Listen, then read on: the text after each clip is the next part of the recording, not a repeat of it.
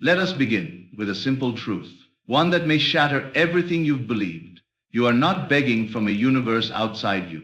You are commanding the very fabric of reality through your awareness. You are not a servant. You are the operant power. You are not a victim of fate or a pawn in someone else's game. You are the dreamer of the dream, and the world moves according to your assumption. To ask the universe and receive, you must first awaken to this truth. There is no universe apart from your consciousness. The great secret is not in finding something out there, but in remembering who you truly are. The universe is yourself pushed out. It mirrors not what you say, but what you feel to be true. You ask not by pleading or affirming with tired repetition, but by accepting inwardly that it is already so. You want to be wealthy? Then you must become wealth in feeling now. Speak not to the air. Do not pray as one in need. Instead, enter into the state of having. Assume that you are what you desire to be. That assumption, felt with conviction and persisted in with love, becomes your prayer. And that prayer, when believed, becomes your reality. There is no magic in the sky, no distant God calculating whether you are worthy. Your imagination is God. It creates reality. You do not have to earn this right. It is already yours. And every time you close your eyes and imagine a scene which implies your wish is fulfilled, you are setting creation in motion. Money does not come because you chase it, nor because you work yourself into the ground. It comes because you believe it is already yours. This is not fantasy. It is law, the law of assumption. And that law works for all, whether you know it or not. Think of yourself already in possession of that which you desire. Hear the congratulations of a friend. Feel the texture of success. Smell the air of freedom. Let it be as real inwardly as the world around you seems outwardly, and then rest. Be still. Trust the unseen bridge of incidents that shall appear, for appear it must.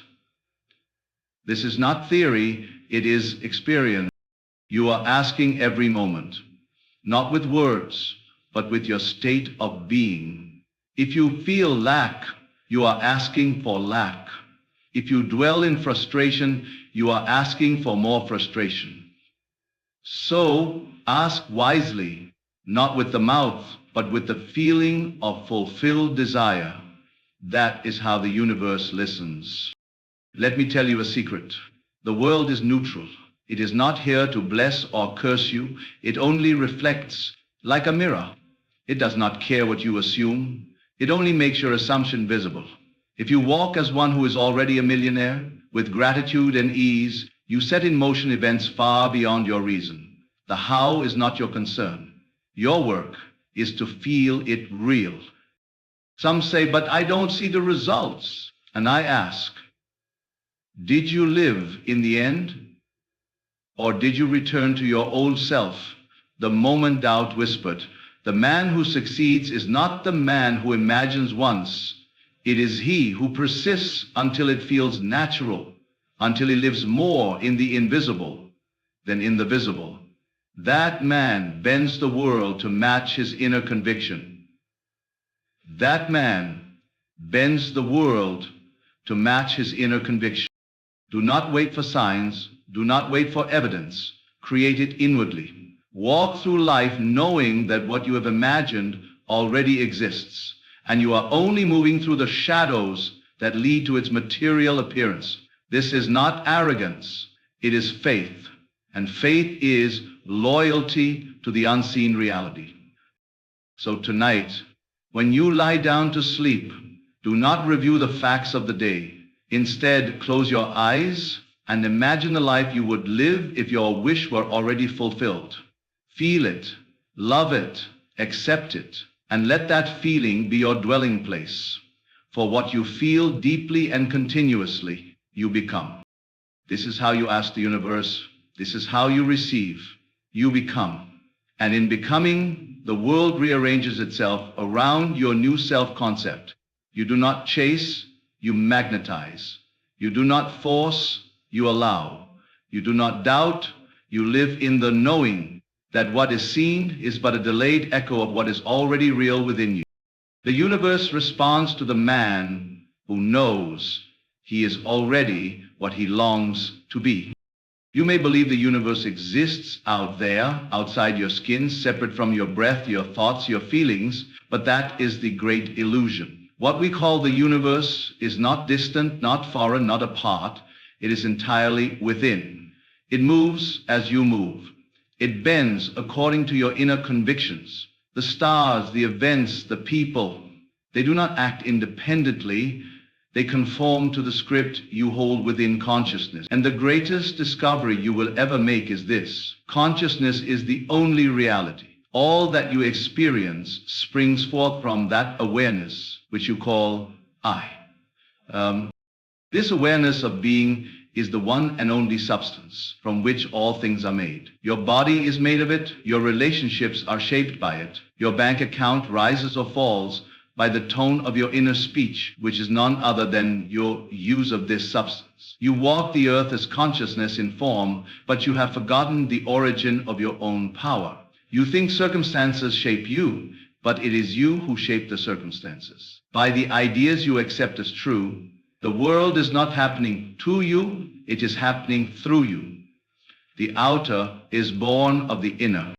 Now one may ask, but how can this be? If I am the cause, why would I create difficulties, lack, or sorrow? The answer is simple: ignorance. Not stupidity, but forgetfulness. You have forgotten what you are. You have identified with the effects rather than the cause. You believe yourself to be a creature, not the creator. And so, by unconscious acceptance of limitation, you recreate that limitation again and again, believing it to be fate. The truth is that you are the source, not partially, not metaphorically, but literally. Your world is the mirror of your mind. If you feel unworthy, you see a world that denies you. If you feel abundant, you see doors open, resources appear, and opportunities arise where none were before.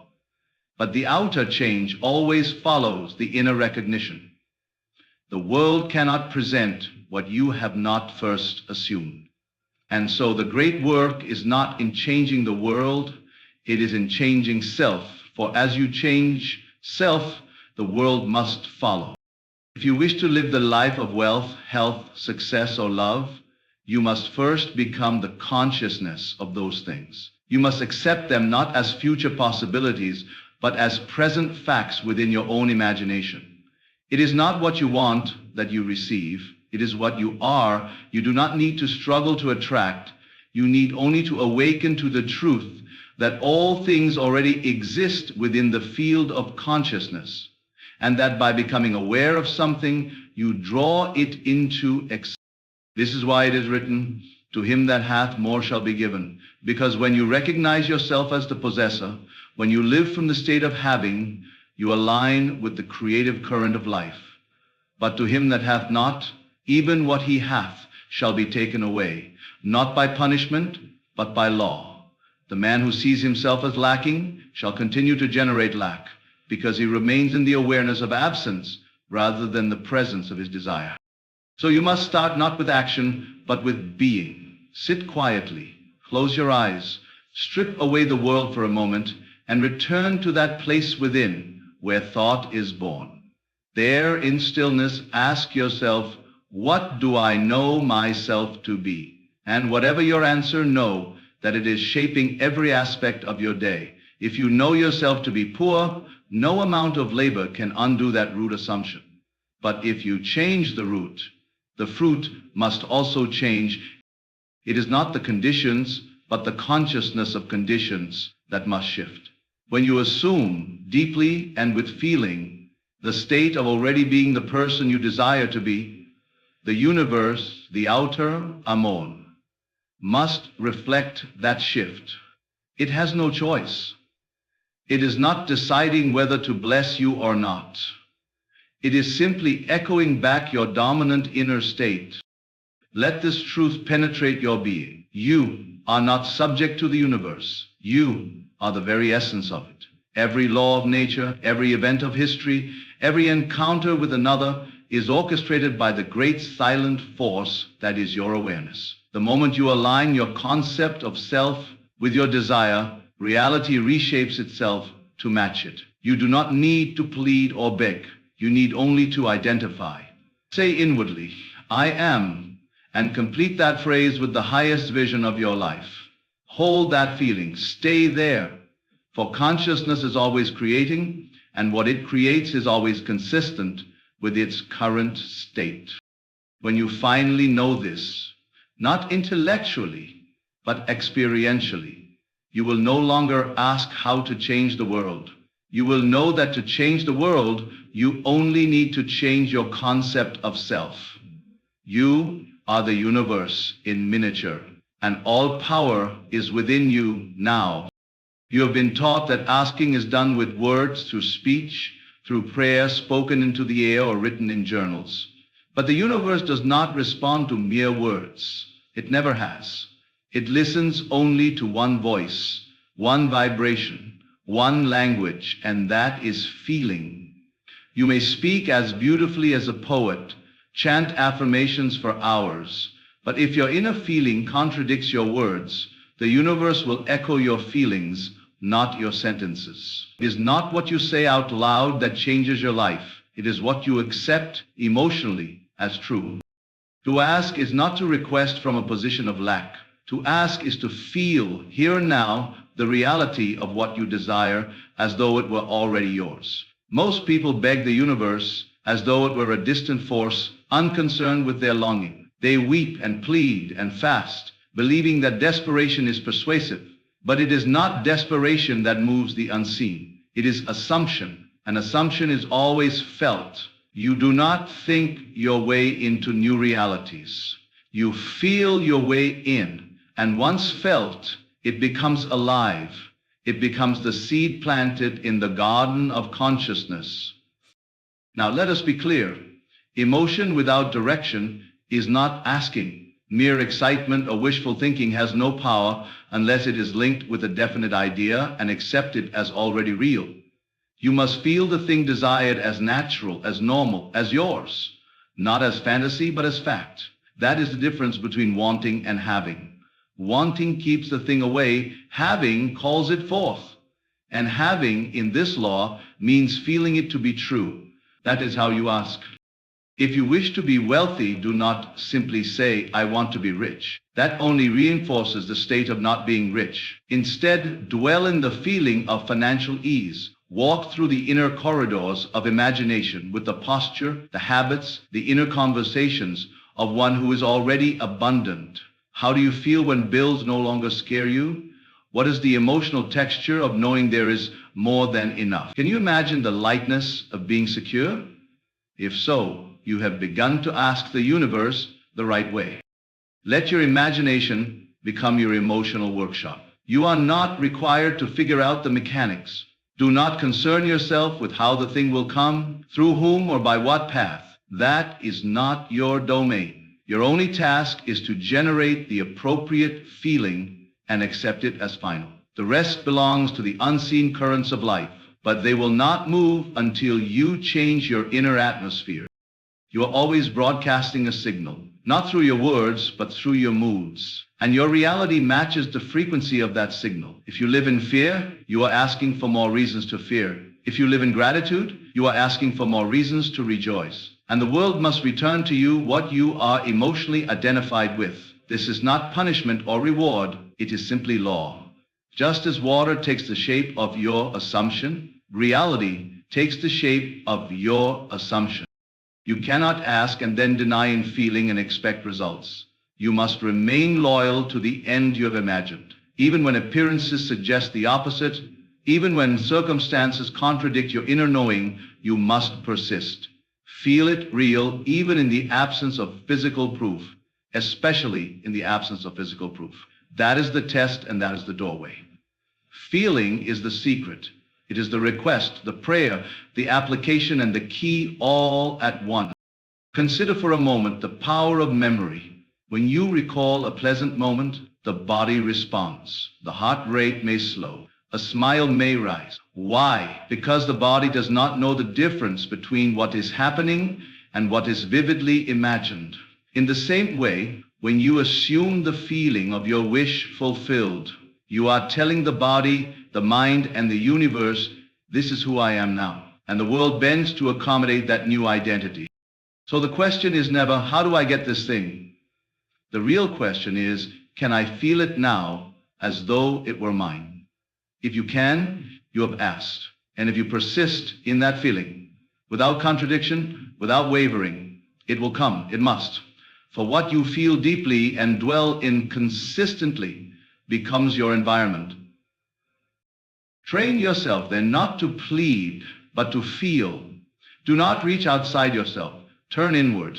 Go to that quiet place where imagination lives, and there construct a scene that implies your desire has been fulfilled. Bring all your senses into it. Hear the sounds, see the details, feel the textures. Most importantly, feel the emotion, the relief, the joy, the peace that would be yours were it true now. And let that be your dwelling place. That is how you ask, that is how you receive, and that is how your world changes from the inside out.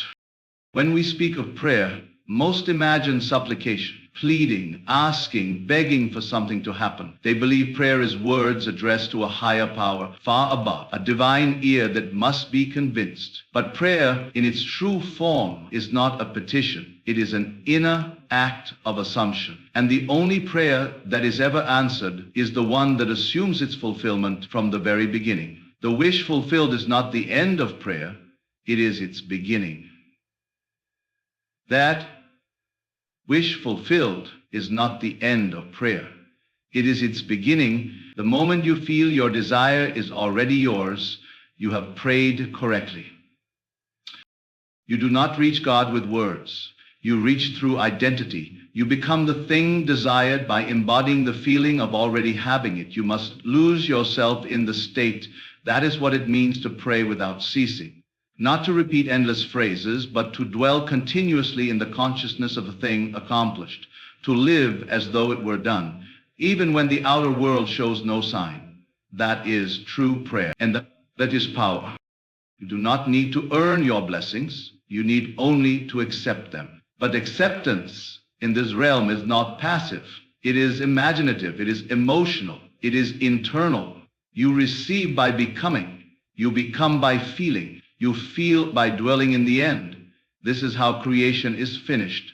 Not when the event occurs in time, but when it is accepted as real in the unseen. Do not pray for wealth by declaring how poor you are. That is not prayer. It is confession of lack. Do not pray for love by lamenting loneliness. That only magnifies the state of separation. To pray for what you do not have is to affirm its absence. But to pray from the wish fulfilled is to declare that all is well, that you are already that which you desire to be. There is no power in repetition alone. You could speak the same affirmation 10,000 times, but if your feeling contradicts the words, they are empty.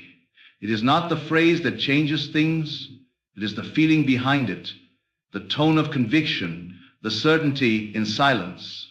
You do not have to speak a single word if you feel it is already done. That still, inward knowing is the loudest prayer you could ever utter. Prayer is identification. When you assume the feeling of the wish fulfilled, you have merged with your desire. You are no longer separate from it, you are it. That inner union sets the law in motion. What follows in the outer world is merely the shadow of that inner act. If you can sustain the feeling, regardless of appearances, the result is inevitable. Do not confuse delay with denial. Just because your eyes have not yet seen the harvest does not mean the seed is not growing. Your feeling is the seed. Your persistence is the watering. The outer circumstances are the soil. Keep your attention fixed on the end, and do not dig up your seed with doubt. Every moment you live in the end, you accelerate the growth. You are not praying to a force that may say yes or no. You are impressing your own consciousness, and it will produce what you impress upon it. If you impress fear, it brings fear to life. If you impress joy, joy unfolds. It does not judge or filter. It accepts what you feel as your truth. That is why living in the wish fulfilled is not pretending. It is instructing the creative power within to bring forth the form. Live not as a seeker, but as one who has already found. That is the discipline, to walk through life as though your prayers are already answered. Not because you are delusional, but because you understand the law. You understand that reality must conform to your inner state. You understand that the world is delayed reflection. So what do you desire? Do not wait to see it. Feel it now. Enter the mood of the wish fulfilled. Carry it as your secret identity. Smile as though the thing is already done. Speak from the state of accomplishment, not longing. This is not arrogance, it is alignment. And alignment is what draws unseen things into view. You cannot serve two masters. You cannot pray from the wish fulfilled in one moment and then return to fear the next. You must persist in the new state until it becomes more real than what your eyes tell you. You must choose to believe the feeling, not the facts. The facts will change, but the feeling, that is the power that changes them. Prayer is not something you do with folded hands. It is something you live. It is a posture of mind. It is a conscious decision to dwell in the end. And when you make that decision and hold to it, the world will yield, for it always does. It must. The world is a mirror, and you are its prayer. Money does not come because of how hard you work. It does not arrive in your life because you chase it endlessly, nor because you struggle, worry, or compete. Money, like everything else in your world, is a direct reflection of your state of consciousness. It comes to you when your inner concept of self aligns with abundance. It is not effort, but conviction that governs supply. It is not labor, but belief that opens the doors to wealth. If you see yourself as lacking, then no amount of action can override the feeling of not enough. But if you dwell in the awareness of already being prosperous, then your world must rearrange itself to reflect that inward truth. To understand money as a spiritual outflow, not a physical possession, is to unlock the secret of true abundance. Money is not a god, nor is it evil. It is a symbol. It is an outer form that reflects an inner condition. And until that condition is changed in consciousness, nothing in the outer world can permanently shift. You may win a fortune and lose it in a year. You may receive wealth and find yourself feeling just as anxious and empty. Because money does not create wealth, you do. And wealth is not something you possess, it is something you are. There are those who labor from dawn till dusk yet remain in poverty. There are others who seem to receive without strain. The difference is not found in luck, nor in heritage. The difference is in assumption. One expects difficulty and receives it. The other expects ease and attracts it. You are never punished or rewarded by some outside force.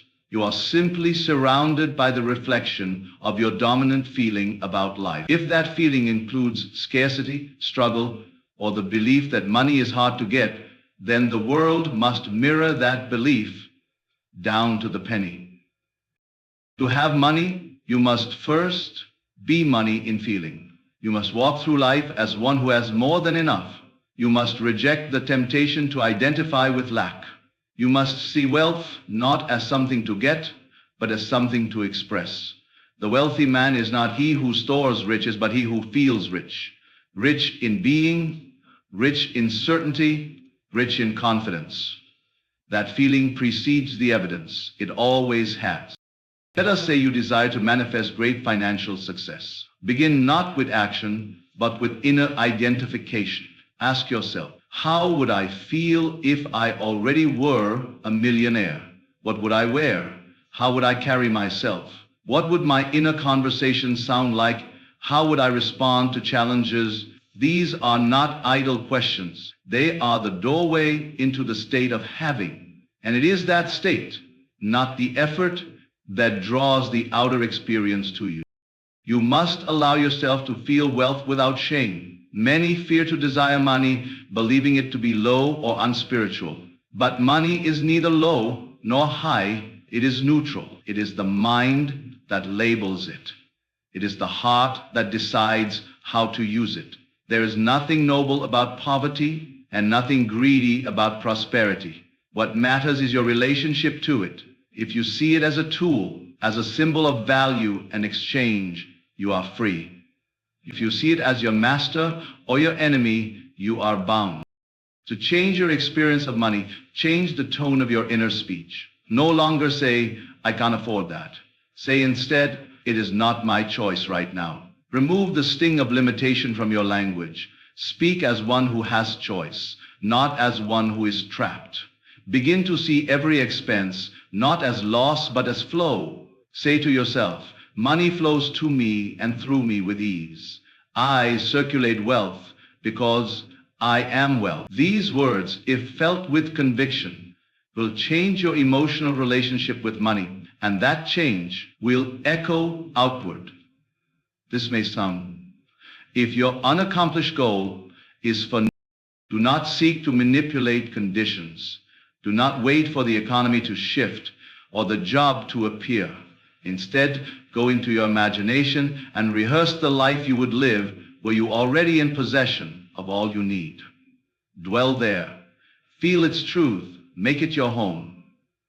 When you walk in that state persistently, the outer world has no choice. It must obey. The path to wealth is not outside. It is not a method or a business plan. Those are just vehicles. The true source is within. It is your assumption about who you are and what is possible. And when you assume the role of one who is already financially free, the universe, which mirrors you exactly, will respond with form, with supply, with opportunity. But you must first claim that identity. You must first feel it, not as a wish, but as a fact. You become rich in being before you ever see a dollar. And when that inner richness is felt long enough and deep enough, the evidence will follow like a shadow. There is no power in a fleeting wish, no lasting transformation in a momentary visualization. You may imagine the perfect life once, twice, or even 10 times. But if you do not persist, if you do not return again and again to that inner reality until it becomes natural, your outer world will remain unchanged. It is not the strength of the desire that manifests your world. It is your ability to remain loyal to the feeling of already having what you desire. That unwavering persistence, that refusal to accept any appearance contrary to your assumption, is what turns the invisible into the visible. To persist is not to force, it is not to strain or fight against the world. True persistence is gentle, it is silent. It is a quiet inner resolve that no matter what the world says, you will not move from your inner knowing. You do not react to appearances. You do not take counsel from fear or circumstance. You simply remain in the state, like an actor who has already become the character. The audience may boo, the critics may laugh, but you stay in the part. Because you know the stage must shift to match your performance. And the performance is not outer, it is inner. It is the mood, the tone, the inner conversations you carry throughout the day. If you are manifesting wealth, then wealth must feel like home. If you are manifesting love, then love must feel familiar. If you are manifesting healing, then health must feel like your truth. You must rehearse these inner states again and again until they become second nature. That is what it means to persist until it feels natural. Do not be deceived by the world of facts. They are not fixed. They are reflections, echoes of a previous state. The moment you change your inner feeling, you plant a new seed. But if you walk away from that seed, doubting, uprooting, denying its growth, then you kill it before it has a chance to blossom. So you must remain faithful, not to what is seen, but to what is felt. And if you persist, the seed will grow, the world will shift, the fact will follow. The natural feeling is the goal. You do not need to convince yourself with effort. You simply need to dwell in the assumption until it no longer feels like pretending. At first it may feel like a lie. You may say, I am wealthy, and everything within you cries out in contradiction. That is not failure. That is simply the residue of old conditioning. Persist. Continue to return to the feeling of the wish fulfilled. Imagine the scenes. Repeat the inner words. Feel the sensations of the new state. Do this not as an effort, but as a return to truth. For the feeling of the wish fulfilled is more real than the facts you face. Repetition is not ritual. It is not meaningless habit. It is the gentle, consistent reinforcement of a new identity. And the more you return to it, the easier it becomes. Like learning a new language, the words at first may feel strange, but over time they become your own. So too with a new state of being. At first, abundance may feel unnatural, but if you persist, it becomes your new home. And once it feels like home, it will express itself without effort. The world is always mirroring what you are most familiar with inside. Not what you want, not what you hope, but what you accept as natural. So if you accept limitation as normal, the world will give you more of it. If you accept freedom as normal, then doors will open without force. That is why your work is to remain loyal to the new self-concept until it feels more true than anything you see. You do not need to struggle to make your desire come true. You only need to persist in the assumption that it already is true, and that assumption must become your dwelling place. Not a hotel you visit once in a while, but a home where you live and breathe.